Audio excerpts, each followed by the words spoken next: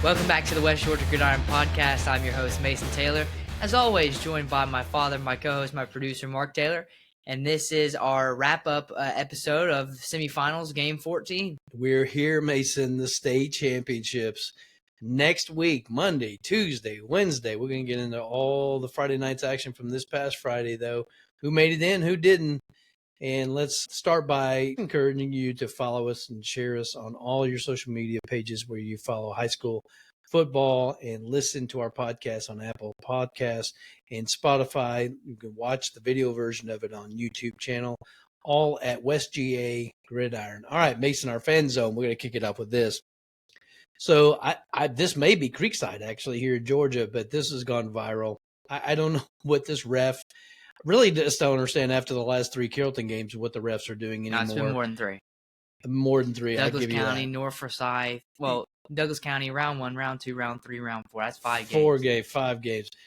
This ref said that it's incomplete. Look how far into this middle photo here that he's actually in bounds, not bobbling it, has complete control, and then he waves it off. This has a lot of people upset and a lot of people questioning. Somebody needs to be investigating.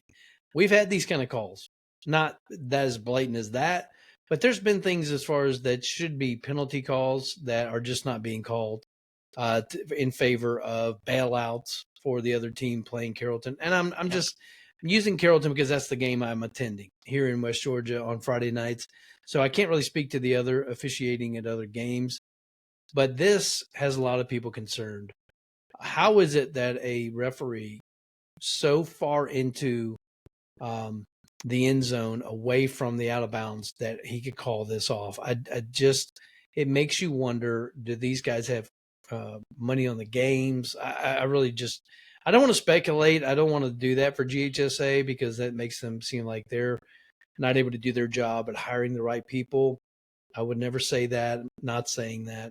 You may be saying that at home, though, folks. All right, and we're going to go to this one. Breaking news, Mason. I know we were talking about this one even earlier. Tell me about what your thoughts are on Coach Barron Villarica going to Bremen. Well, I think, first of all, Austin Barron's done a fantastic job at Villarica. They were definitely trending upward.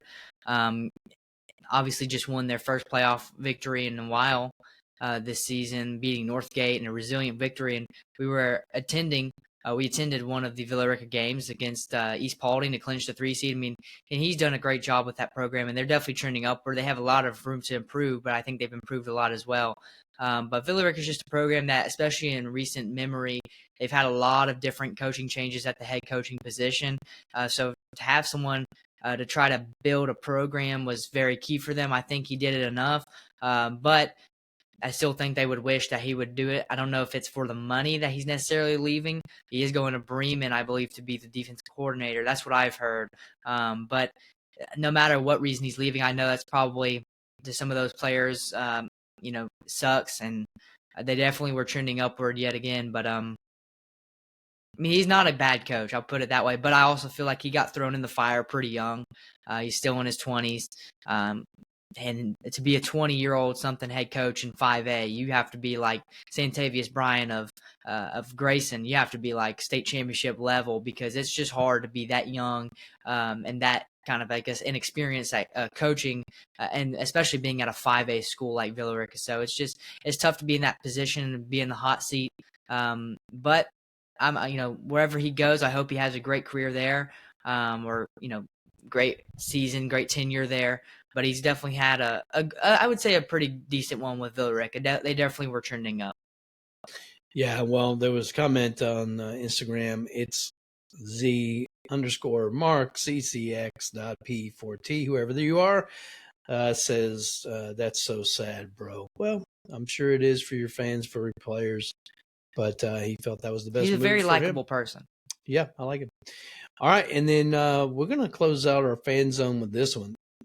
The team at Alcoa, Tennessee High School, just outside Knoxville, has won 11 straight state championships from 2015 to 2025. They actually won it this year in 4A, 47-27 win over Pearl Con. But that means that they've done it in multiple classes, Mason. So you had mentioned, well, I'm not sure what kind of competition they actually have. I don't think it really matters. 11 straight state championships. So congratulations to the Alcoa High School Tornadoes. But Mason, Well, I mean, what's the most in Georgia that we've I don't know. not But straight 4, right? I think 4. I know. Buford. Yeah. But I don't. The only thing about Alcoa, I mean, I'm not familiar with any team in Tennessee at all to any extent of the imagination. So I don't really have anywhere to be speaking on it. But I will say, yes, 11 straight is very impressive for any team anywhere. I mean, that's an impressive thing to do, to have that that amount of success along such a long period of time. But at the same time, you do have to question. I mean, if they're playing, Rudy Poo teams, and they're like if it's like they're the Buford of Tennessee and everyone else there is like Be careful. a Stars Mill. Be careful. I mean, that's not gonna. Yeah, I had to be careful there. I had to think about a team to say because I didn't want to say anything to ruffle any feathers. But like, if they're a Stars, everyone else is a Stars Mill, and you're a Buford. I mean, yeah, it's easy. It's pretty easy to win 11 straight. Yeah. Well, if it's any indicator that the University of Tennessee is getting any of these recruits, Are they? maybe they're not so good. All right, Mason, let's get into your recap of all the games for Friday night. We've got 3 that were in semifinals. Yeah, Bowdon had no trouble coming through when it counted. They went all the way to Homerville, which is just northeast of Valdosta, and they simply could not be stopped as they easily beat the Clinch County Panthers, as you see there, 45-6.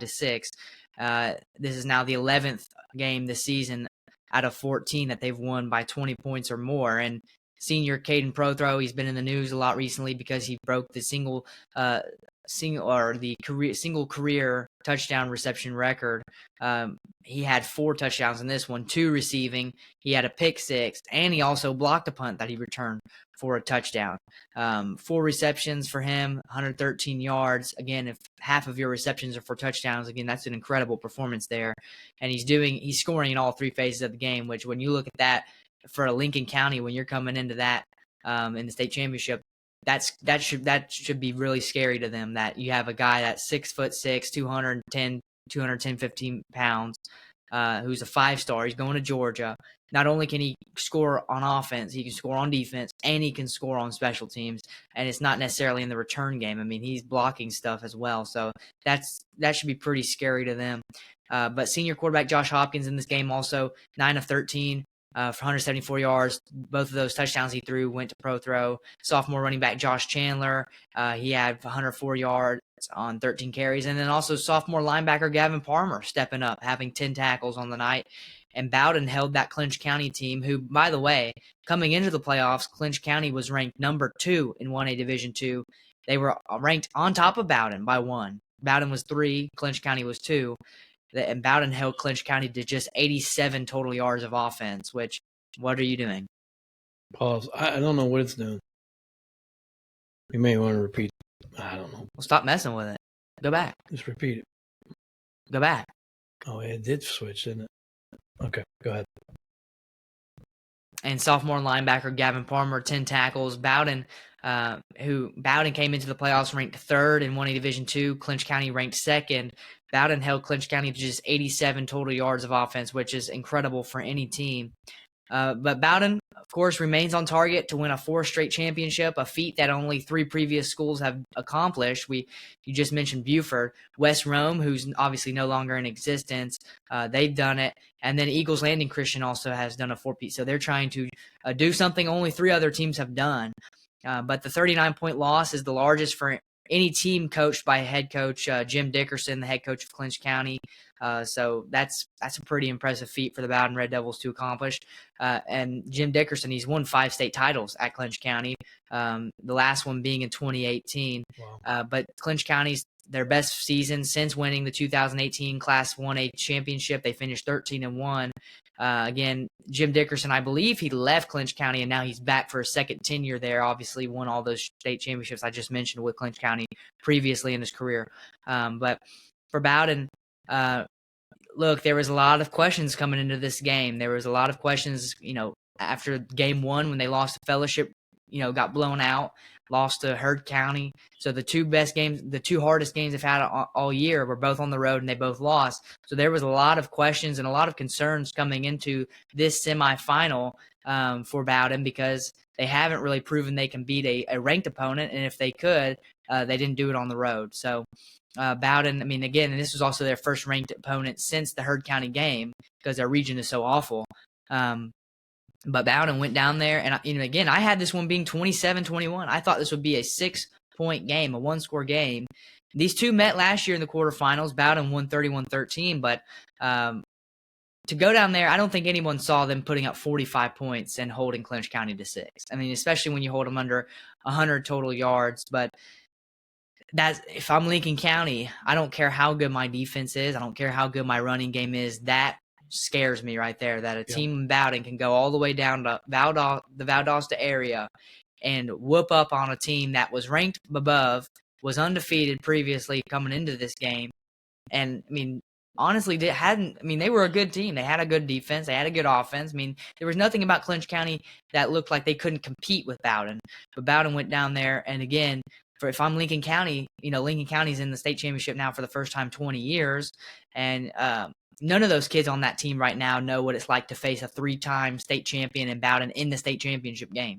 That's, I think, pro throw. Yeah, and I think that's what gives Bowdon the advantage in so many instances. They know what it's like to be they have the recipe, and they know what it's like to consistently, year after year after year, get to their goal and accomplish their goal. And I think that's what makes Bowdon so dangerous, not only in the state championship, but in any given situation they're put in. And despite those 2 losses early in the year, obviously the Bowdon, we all know, they always perform in the playoffs. Regular season, yes, it's cool, but their record in the regular season really doesn't matter, because playoff time, they're always winning. So Bowdon, I believe this is, they 15. This is the 19th straight playoff victory for Bowdon. I haven't lost a playoff game in 4 years. Again, on pace to try to win their 4th straight. And I would love nothing more for Bowdon to go do that. But again, Clinch County, I think, I don't know what happened for them. I don't know if they just aren't that good. Maybe Bowdon's just too good. But Clinch County definitely, I think they thought stuff was sweet, and they got punched in the mouth, and they never really got back up. It was kind of a one hit knockout. And Caden Prothro, I've seen all the highlights for him. I mean, he was just, I think they really couldn't stop him, and I think that's really what the key to the game for Bowdon winning was. I mean, he scored in all 3 phases, but they couldn't really find an answer for him, even though he only had 4 touches on offense. So. Yep. Well, Coach Finley, I believe in you. I believe you're going to take number 4 and bring it home. All right, and then Toombs County Bulldogs, we're taking on the Heard County Braves. Yeah, this one, another one I had being close that didn't. Had Toombs only by 4 points, 28-24. And despite a phenomenal run in the regular season and in the season in general, Heard County obviously could not carry that success into this game. They came up short against Toombs, and they fell 40-14. And this was the Heard County's lowest scoring game so far this season. Their second lowest scoring was actually against Carrollton County, if you can believe it. So they only held them to 6 points less than Harrelson did, which I think is interesting. But Toombs County scored, I mean, this was 14-7 at the half. And for most of the third quarter, and then late in the third, Toombs County, they just had 2 touchdowns. That really kind of blew the doors off of this thing. And senior running back Justin Powell, who we all knew he was going to need to have a big night if Toombs County was going to do anything. I mean, he only had 94 rushing yards, but he's got in the end zone 3 times. And you just can't have that when you're playing a Toombs team. And junior quarterback Joseph Owens, he was 19 of 24, 287 yards, 2 touchdowns.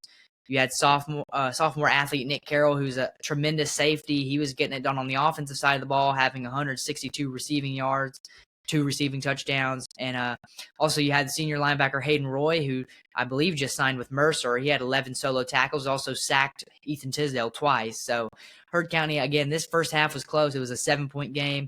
But then in that late in the third quarter on, I mean, it was just all Toombs County. And I watched some of the highlights from that game. It just seemed like Heard County just couldn't tackle. Just seemed like Toombs really was just kind of doing whatever they felt like, but it felt like Heard County could stop them. I mean, it felt like Heard County should have been stopping them, but just not being able to tackle, and really not being able to tackle is kind of the big one there. Just, you can't bump a running back that's running full steam at 6'1", 190. It's just not gonna work. 6', 200. You can't bump a kid like that. You got to be able to wrap them up, and they couldn't wrap really anybody up, it seems like, and it's just the way the cookie crumbles. I think Heard County is a very similar situation to Central. I mean, they have the key, but they just got to find whatever door they got to put it in.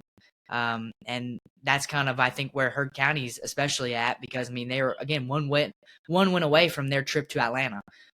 So Heard County, they got to be able to reload this next year, come back even stronger, and hopefully they find the door they got to put the key in, and they can get the job done. But Toombs County, they're in the finals for the second straight season, second time in school history, looking for their second straight championship, would also be their second championship in school history. Heard County, obviously 13-1 now, best record and playoff run since winning the 2018 Class 2A title, maybe their best season or one of their best seasons in school history. And again, those seniors, Max Lasser, Jackson White, I mean, guys like that, I know they left it all on the field, and it sucks to see that. But I think it's good that they can look back and say that they accomplished what they accomplished in their time at Heard County, and hopefully Coach Lasser can keep them trending back upward and can get them back to the semifinal, if not to the actual state championship next year. Well, yeah. Well, we've got 2 down, 1 more to go. We're going to take a quick break. We'll be right back. Hey, everybody. I want to tell you about our friends at Buzzard's Coffee here in Carrollton, Georgia. They're located on Bradley Street. They're open 7 days a week, and their owners, Bryce and Shay, are an amazing couple with the best staff in town. They're coffee lovers with a big heart for this Carrollton community, and it shows. They're committed also to continuing what that shop does best, and that is to serve high-quality specialty coffee made with love, plus the best ingredients that they can put their hands on, and making Buzzards a place that feels like home every time that you enter. And you can tell them that the guys at West Georgia Gridiron Podcast sent you. They'll make sure you get the best brew in town. Mason, we're going to close it out with Carrollton Trojans. Going back to Mercedes-Benz for a state championship, the 3rd time in 4 years. North Gwinnett Bulldogs came and found out on Friday night, taking on the Carrollton Trojans.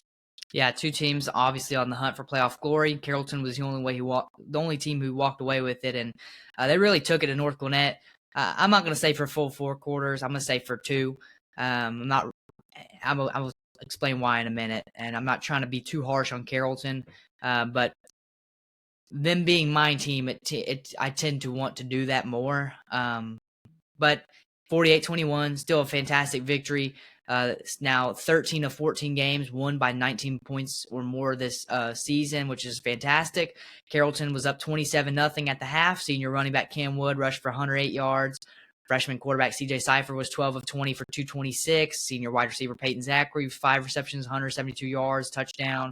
Senior safety Jay Hagan had a team-leading 6 solo tackles. Also had an interception. He might think that he should have had 2 interceptions. They called one that shouldn't have been, but watching it on TV, it does look like it might have slipped out and hit the ground. But I didn't, it's hard to see it because his back kind of almost shielded it.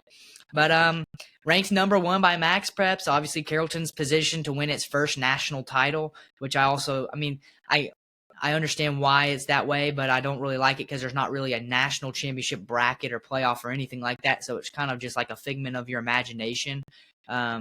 But Carrollton is back in the finals after a 2024 runner-up finish to Grayson last year. Carrollton has 7 state titles, but none of them in the highest classification. Obviously, the last time they won it, they were only in 2A.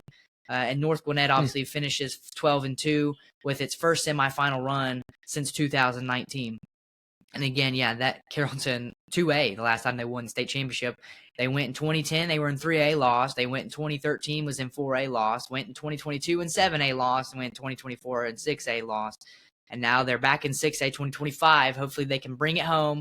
And I think that we have a team that's obviously good enough to do so. I think if we were to lose, it would really be us beating ourselves. I don't really think there's anyone out there that can that will beat us, outright, if that makes any sense. I think if we lose, it'll be us putting on self-inflicted wounds, whether that's turnovers, whether that's just not being able to capitalize on stuff, whether that's outcoached, whether that's fill in the blank, penalties, whatever. But 27-0. And the big question for this one was, how was Carrollton going to come in after the Grayson game? Were they going to come in, oh, we're number one in the nation according to Max Preps and so we're going to just relax, take a deep breath of fresh air, or are we going to keep the foot on the pedal and keep it pushing? But Carrollton was up again 27-0 at the half, and it was all Carrollton in that first half. North Gwinnett was 0 for 6 on third down with 9.5 minutes of possession at the half. I mean, that's incredible that Carrollton's defense was able to do that, and Carrollton only had about 5 more minutes of possession, had 27 points on the board compared to none. I will say this, though. They came out of the half, and you knew North Gwinnett was not going to give up. Why would they give up? 27-0. We've seen teams come back from more than that. But Carrollton kind of just came out lazy. And I don't really understand why we do that. Why you come out, and I understand you don't really necessarily need to come out with the same tenacity as you did against Grayson, because North Gwinnett's not as good as Grayson. We all knew that. We all knew Carrollton was going to win this game. I mean, if you didn't think they would, I don't really know what you're watching.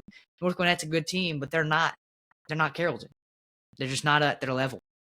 And when they lost to Douglas County, that should have been an indicator, because they should have probably competed with Douglas County more, if not beat Douglas County earlier on in the season. They beat themselves more than Douglas County beat them. But still getting beat by Douglas County, and we beat them by 30-plus points, that doesn't look good for you. I don't care at what point in the season it was. But coming out and defensively kind of just playing lazy, who cares if they get a first down? Who cares if they don't? And, they should have never put up 21 points. Never. Yeah, 2 of those were soft points, soft touchdowns against our second and third string. Yeah, I mean, who does that? Who puts second and third string in a semifinal game, by the way? Well, they were up a lot, though. Yeah. That does make sense. No, I'm not questioning it. I'm just saying that's how good they are. Yeah, well, again, it's just I don't really care who was in the game. It could have been a deaf, blind grandmother. There should have been no. Can't say that. Can't say deaf, blind. Can't. Pause. We'll take the point. All right, go ahead. But I don't care who was in the game. I mean, just giving up 21 points makes us look. It just puts kind of a blemish on it. Like, we were up 27-0 at half. I mean, it should have been at most 48-6.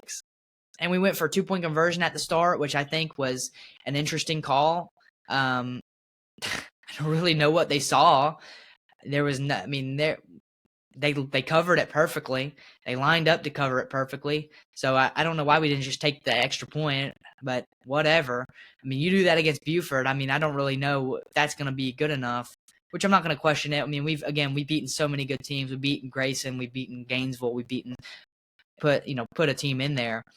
But it's just the quarterbacks, especially C.J. Cipher, kind of just trying to go deep every single time he had the chance. I mean, Key Miller's open in the flat, and he's going deep to PZ, even though he's covered, white on rice.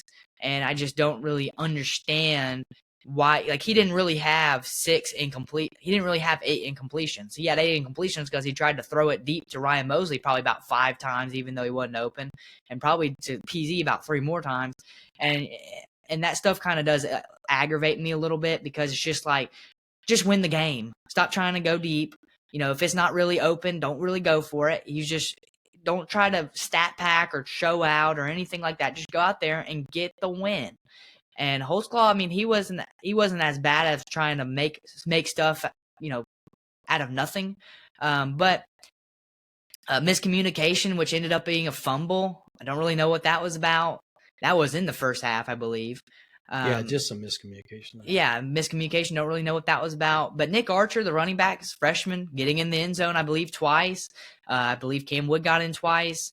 C.J. Cipher had a rushing touchdown, which was interesting because we really haven't ever seen him run. Holtzclaw got in. So running the ball, we did fantastic. Passing the ball, I mean, poor Rontre Welch. He just got beat up all night long. Yeah. And Key Miller, he also got beat up pretty bad. I mean, he took a shot there in the first quarter, or maybe it was the second. First half, he took a shot. But Carrollton, I mean, defensively, I wish we would have come out and not have been as lackadaisical. But another thing to point out is, even though they were so lackadaisical, they still only gave up 3 touchdowns, and we still beat them by 27 points. So again, I think when they come out against Buford, I do think that they will be focused. I think that it's going to be like a Grayson game, and I think that the coaches are going to get them prepared. I think the coaches for Bowdon will get them prepared. For whatever team, I think the coaches will have them prepared. But in this one, obviously, you just know that the players weren't really out for redemption like they were against Grayson. They didn't really have as much motivation because they kind of knew they were going to win this game. So they didn't really have to go out there and play as hard. That's what it seemed like to me. But I do wish we would cut back on the penalties. And I know some of them were bogus, but some of them were legit. And you can't have it. You cannot have it. I don't understand why it's such an issue. Every single week we have penalties. We have an issue with penalties. We have to get it under control because Buford might come out and be the most disciplined team we've seen all year long, and they have the talent that if they're so disciplined, they're going to win the game. I mean, there's no doubt about that if they play like that. So Carrollton looking really, really good. Still some things they got to clean up for sure. I do trust that the coaching staff will get it done. But again, in this one, nothing really unexpected. Pretty much exactly what we thought Carrollton would do. North Gwinnett, I still think, scored a little bit too much, but Carrollton offensively still looked pretty decent. I mean, not a Grayson performance in terms of how close it was, but Carrollton just going out and just taking care of business. Yes, sir. All right. Well, the GHSA State Football Championships for 2025. We'll be doing our special warm-up preview show on Thursday, December 11th. Now, look, Bowdon's going to be kicking it off on Monday. Carrollton's closing it out for West Georgia on Tuesday because of the reshift, because of the 5A game. But they'll be closing it out on Wednesday. So I know GPP will be grateful if you watch them on TV. If you can get to the games, that's even better because we're going to need the crowds for those two teams. So looking forward to 2 championships coming back to West Georgia. So that's all we have for this episode. Thanks for tuning in. Make sure you share it out, and make sure you're also following and subscribing so you get the latest episodes and notification. Hit that notification bell so you don't miss anything, and we'll see you back here on